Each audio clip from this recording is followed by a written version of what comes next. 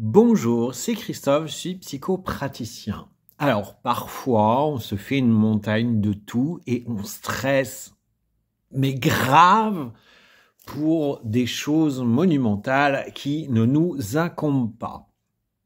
Hein, quand t'as le cerveau, le mental, le machin qu'il y a là-dedans, qui gère tout, qui te met tes peurs, qui te met tes machins, là, enfin, tu comprends ce que je veux dire, hein, le petit hamster, voilà. Hier, j'étais en consultation et ma cliente est arrivée dans un état de stress, mais grave, quoi. Il se trouve qu'elle avait rendez-vous à 17h30 et à 17h20, elle m'appelle. Bonjour Christophe, je suis désolé, j'y vais arriver en retard. Comment on fait? Je suis coincé dans les bouchons, ça n'avance pas. Et je lui dis, c'est pas grave, je vous attends. Puisque je n'avais pas de consultation derrière, je vous attends. Ouais, mais ça va aller. Continuez votre route, je vous attends. Elle arrive ici 20 minutes après, en catastrophe, en état de stress. J'ai... Stop. Ouais, mais j'aime pas ça. Oui, mais personne n'aime arriver en retard, sauf ceux qui adorent arriver en retard. Hein. Il y en a, c'est les champions. Stop. Ça va. Il n'y a pas mort d'homme. Oui, mais à cause de moi, vous allez finir plus tard. Et c'est pas grave. C'est mon choix. Je vous ai dit, je vous attends. Si je vous ai dit, je vous attends, c'est que je vous attends. C'est qu'il n'y a pas de client derrière vous, donc je peux finir 20 minutes plus tard. Ce n'est pas grave. Oui, mais quand même. Et là, je dis, bah voilà, on est déjà en séance. Cliente qui n'a pas confiance en elle, qui n'a pas d'estime d'elle, qui est complètement... C'est compliqué. Je lui dis, bon... Est-ce que le fait d'être en retard, c'est de votre fait? Est-ce que vous y pouvez quelque chose? Bah, me dit non, il y a des bouchons. Ok, donc ce n'est pas de votre fait. C'est pas de votre faute. Ok. Est-ce que vous l'avez fait intentionnellement? Bah non, je suis parti en avance en plus. Donc, ce n'est pas de votre faute. Ok. Est-ce que vous m'avez prévenu du retard? Bah oui, je vous ai appelé. Ok. Donc, 1, ce n'est pas de votre faute. 2, vous m'avez appelé. En m'appelant, vous avez respecté notre contrat thérapeutique.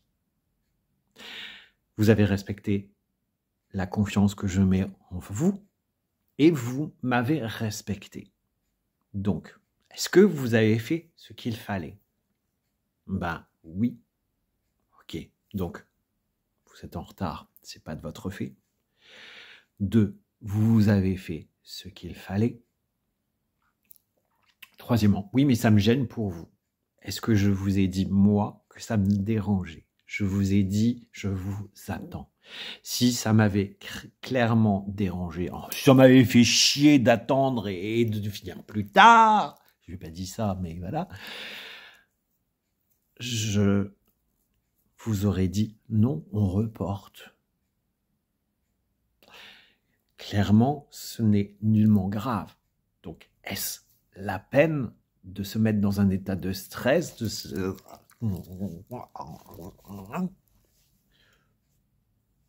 pour ça, en sachant que 1, c'est pas de votre fait, 2, vous avez fait ce qu'il fallait, et 3, je vous ai dit que ça ne me dérangeait pas.